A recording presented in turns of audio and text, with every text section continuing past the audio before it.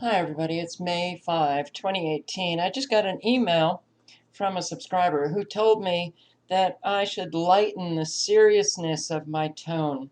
And that way, I would be able to get across the information to the sleeping sheeple. Really? Well, I was trying to do that in Great Barrington with an awful lot of my friends who told me that the information that I talk about, the subject matters, they're scary. They're scary. Okay, I don't know what to do with that coming from somebody who was, I don't know, 6 or 7 years older than I am. And I thought adults could handle the scary information. Well, I was wrong. Or, regardless of tone, trying every which way to get the information across, I was ridiculed, laughed at, eyes rolled. It's funny to me, considering what we're living, a time like no other, with so much destruction going on, so many people, so many animals suffering, really suffering badly. But I have to somehow lighten the seriousness. Okay, they also said that the military have to choose the least harmful activity. Really? Our military chooses the least harmful activity? All right. The other thing, Fukushima is insignificant and has not polluted the Pacific Ocean.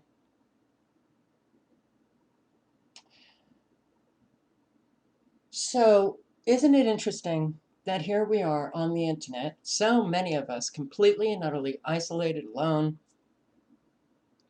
Many have had their friends, family abandon them. So we come here to the internet, and there are so many opposing voices right here on the internet, where you just you don't you almost can't even take in all of the opposing voices, and you don't know which way to turn. It's all right. The earth is flat. There are no satellites. Fukushima is insignificant. Military chooses the least harmful activity. Let me try the lightening of my tone. Oh, great. The public is to be scanned in real time, as police body cameras may soon get facial recognition. Wow. All right. Well, that poses, well, can I say a danger to our freedoms? Was that a light enough tone? China and the UK, two major police states, already deploy cameras that use facial recognition in public. This company, Axon, is the largest maker of body cameras in the United States. They just purchased two artificial intelligence companies, and they're creating an ethics board for the purpose of preparing to use the technology, this facial recognition technology, with its current products. Could there be misuse? Of course. Is there misuse already of the technology that we are using today? Why, yes. Indeed, there is misuse. So, a letter to Axon from 42 groups, including the ACLU, NAACP, the National Urban League. In this letter, these 42 groups were pointing out the police state dangers associated with such a program, calling it categorically unethical to deploy. Real-time face recognition would chill the constitutional freedoms of speech and association, especially at political protests. Real-time face recognition could also prime officers to perceive individuals as more dangerous than they really are and to use more force than the situation requires. Real-time facial recognition, we lose all privacy. Real-time surveillance of every individual is, well, that is a country that is foreign to us. We kind of liked our privacy here in America. We liked having, some freedom.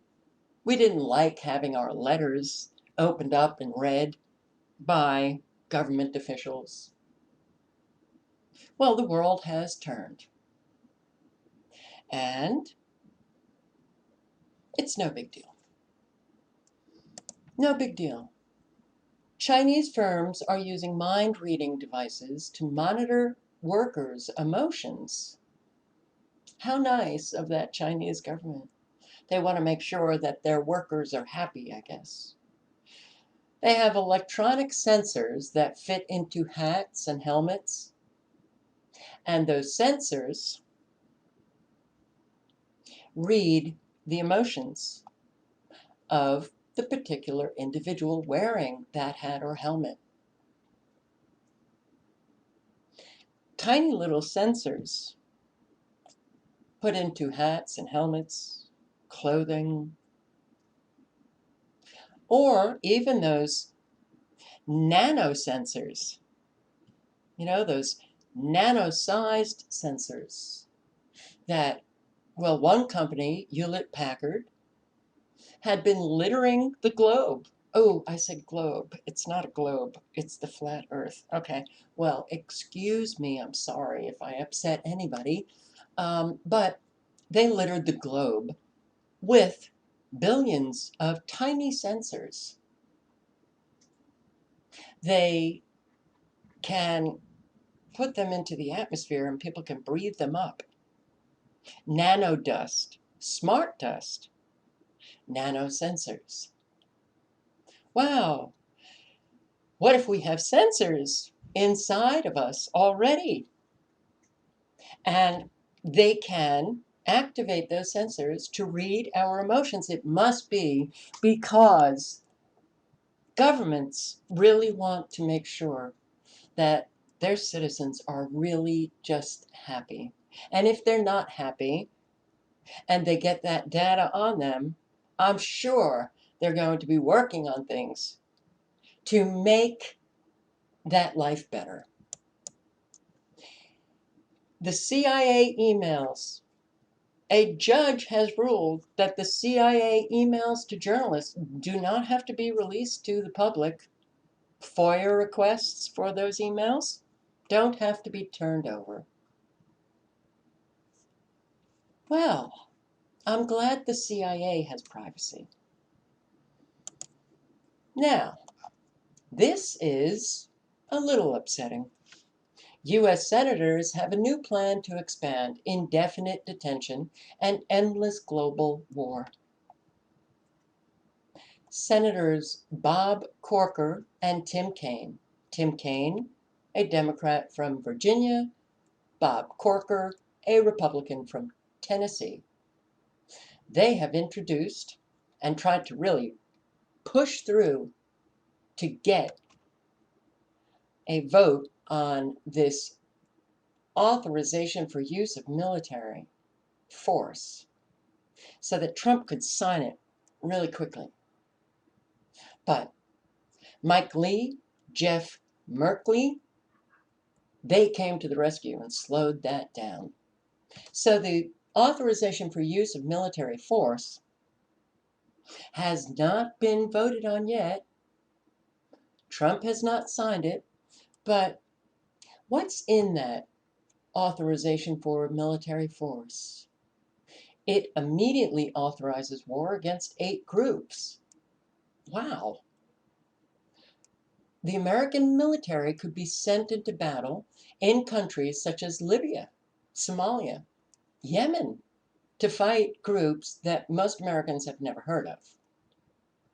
Well, there's so much fighting going on with our US military in countries that most Americans have not even heard of the country.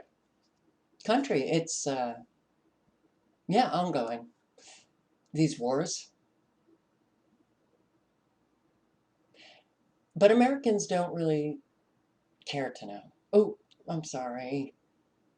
I have to lighten the seriousness. Okay. This could lead to the immediate deployment of tens of thousands or even hundreds of thousands of American military service members to fight if Congress passes this authorization for the use of military force and Trump signs it. But really, does Trump need to sign it? Because Trump just goes ahead and does whatever the hell he wants to do anyway, right? Isn't it great that we have this president who doesn't even bother to think? He just acts. Finally, we got someone who just doesn't think and just bombs countries. Why do all that thinking? It's so exhausting.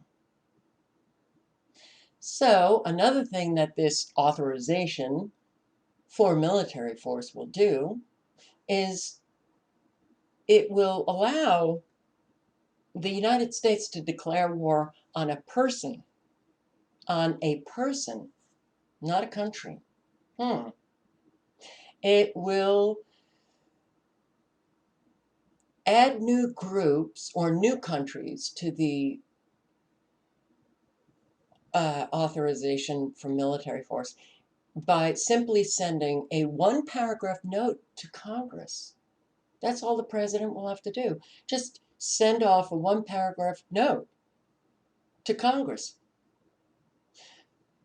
I am going to start a war with Ecuador. Okay.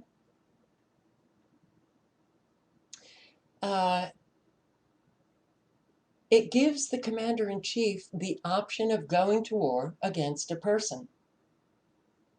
The president would not even have to explain why the new group or person is an enemy, or what kind of danger awaits from military action in a newly added country. Well, we had Obama with his drone strikes killing Americans. So, what's the difference? It's kind of like going to war with a person, dropping a bomb on an individual who is an American citizen. And the president didn't have to show any evidence for that. So why should this new president have to do anything differently? But in a stunning unconstitutional move, I guess the author of this article believes that we actually have a constitution, but in a stunningly unconstitutional move, that power to declare war that's in the Constitution it gives to Congress, it turns it almost entirely over to the president and future presidents. The way that Congress would be able to stop a determined president from going to war everywhere and against anyone the commander-in-chief chooses would be to get a 2/3 majority of both houses of Congress to override the president's veto. Isn't it interesting that we have senators who are proposing to give away their constitutional powers? Now, that's an odd state of affairs, isn't it? You would think that when people get in positions of power, they want more power. They don't want to just give it away to somebody else. So, what's going on here? Well, what's going on here is a reshaping of the United States. And we have an awful lot of people in Congress, in Washington, D.C., but in our government who are committing treason pretty much on a daily basis now. But it's not that serious. Don't worry. Go shopping. Everything's okay.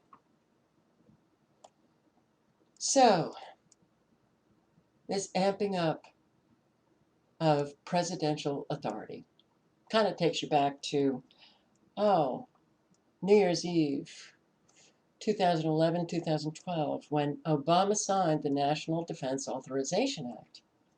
And hundreds of thousands of activists from the ACLU, so many, had emailed and called and voiced their opposition to that signing of the National Defense Authorization Act because, yeah, in that act, it did away with due process. You know, due process, that thing that distinguished Americans from all other people in the world.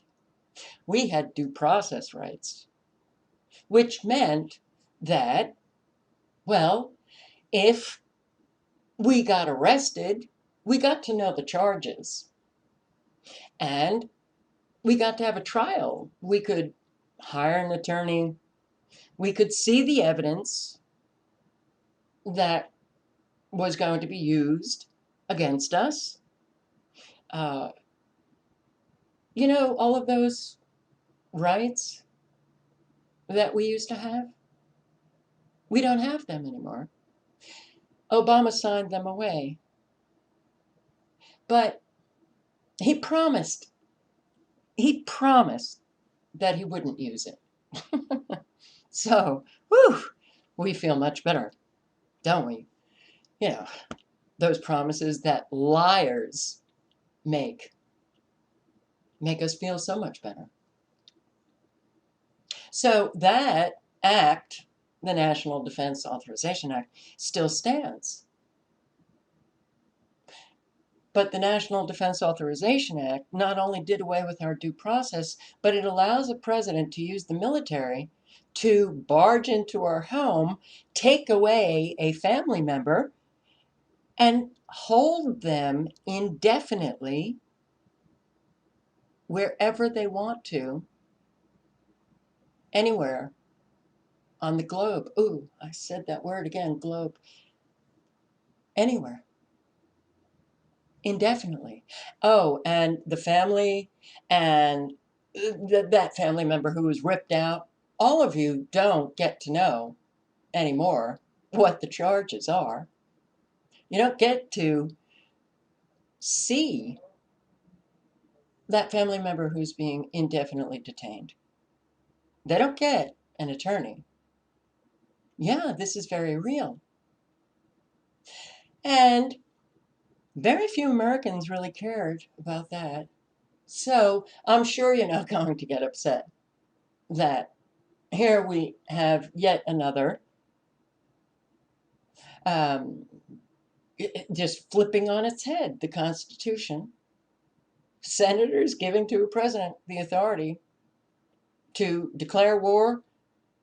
And, well, you know, look, we are now living a time when people don't like lengthy videos and don't like details and don't really bother too much to find out the details that would actually allow somebody to understand the truth.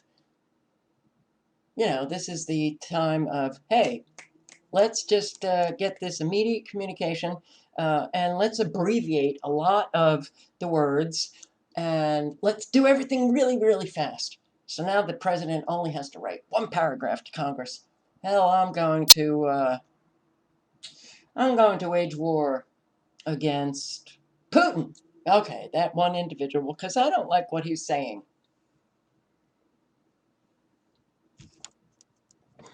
Don't worry. Be happy. God's in control. Everything's going to be okay. Don't take anything seriously. And don't do what this person is suggesting. Sign the petition because, signing a petition, we know that that doesn't work. And don't bother to call your senators or your representatives and voice your, is outrage too serious a word? Voice your light opposition that this authorization for military force, that Congress doesn't just hand it over to Trump, but really the fact is that it doesn't matter. That's the truth. It doesn't matter.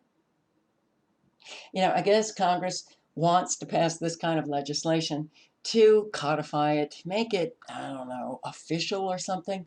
But presidents have neglected to inform Congress. During the Obama years, our Secretary of Defense went to the United Nations for authorization. So really, this is yet another staging, just to give them some, I don't know, legal rights. But they're not legal rights because we all know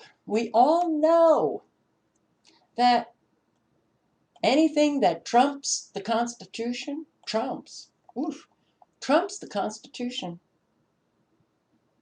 is unlawful on its face.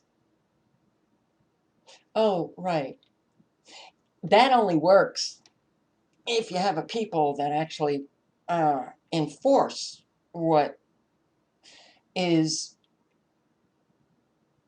a law or unconstitutional. It only works if you have a people who say, hey, we want the Constitution enforced. We don't want these executive orders. Now, how is it that presidents now get to write legislation?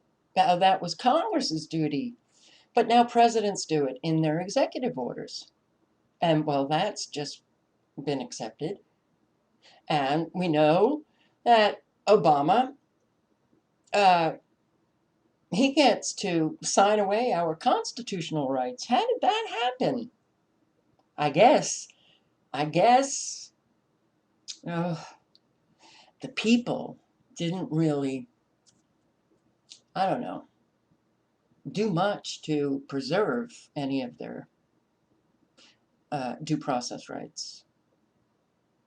So, we've seen Trump now. He bombed Syria immediately, didn't go to Congress, didn't even go to the United Nations, and didn't even wait for an investigation. And that was last year. Oh my God. And he did it again this year. And nothing happened to him. So I guess the American people believe Trump that Assad used chemical weapons against his own civilians, and they wanted that animal Assad, to learn a lesson. Or it might just be that, well, they don't, oh, sorry. Well, they don't care. So, yeah, all right, well, our freedoms are essentially gone, and we have no more constitutional rights. And we have a two-tiered legal system that, well, one tier allows these criminal, quote unquote, elite to get away with their crimes that they commit. Oh, an awful lot. And more and more legislation has passed. And so there are so many crimes now that we can commit that we don't even know are crimes until we're arrested. And sure enough, we will be arrested. And, the food supply taken over no longer sustains good health, and all of the toxic spraying that is taking place. And, well, our air, our water, our food is poisonous. And Everywhere we go, we're followed because of those GPSs in those smartphones and iPhones. And yeah, our license plates are tracked and our emails are being read. Our phone calls are being listened to. Everything about us, every detail about us is any information they can collect, they collect. And God, there's so much more going on. So much more. Wow, it is really just an incredible time we are living, isn't it? All right, well, you have a great day tomorrow. It's Sunday, you relax, enjoy the sun if you get any, and yeah, don't worry, be happy.